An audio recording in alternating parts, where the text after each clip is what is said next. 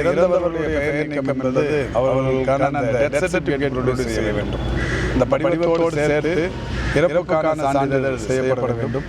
பொதுவாகவே ஒரு BLA 2 அந்த அவருடைய எல்லைக்குள் இருக்கிற வாக்குச்சாவடி எல்லைக்குள் இருக்கிற ஒரு 1000, 800, 900 என்ற அளவில் இருக்கிற வாக்காளர்களில் யார் இறந்து போனார்கள் என்ற தகவல் தெரியும். சம்பந்தப்பட்ட வீடுகளுக்கு சென்று அதற்கான ஆவணத்தை கேட்டு வாங்கி அந்த படிவத்தோடு ஆவணத்தையும் சேர்த்து தர செய்யுங்கள். ஒன்று அவர்கள் மூலமாக தர செய்யலாம், அல்லது அவர்களின் ஒப்புதலோடு அந்த படிவத்தை சம்பந்தப்பட்ட VLO-களிடம் தந்தால். குறி வச்சா தப்பக்கூடாது.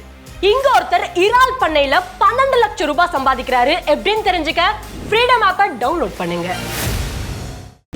அதை நீக்குவார்கள்.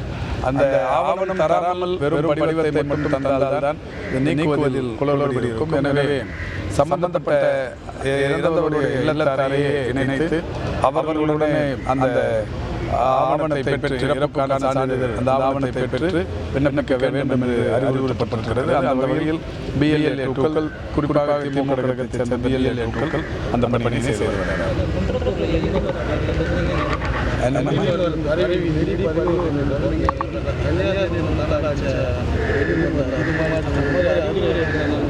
இல்லை எந்தெந்த மருந்துகளுக்கு கட்டுப்பாடு எதெல்லாம் இருக்கக்கூடாது என்கிற அந்த தடைகள் எல்லாம் பிறப்பிக்கப்பட்டிருக்கிறது. இது குறித்து ஆராய்வதற்கு அலுவலர்களுக்கு உத்தரவிடப்பட்டிருக்கிறது.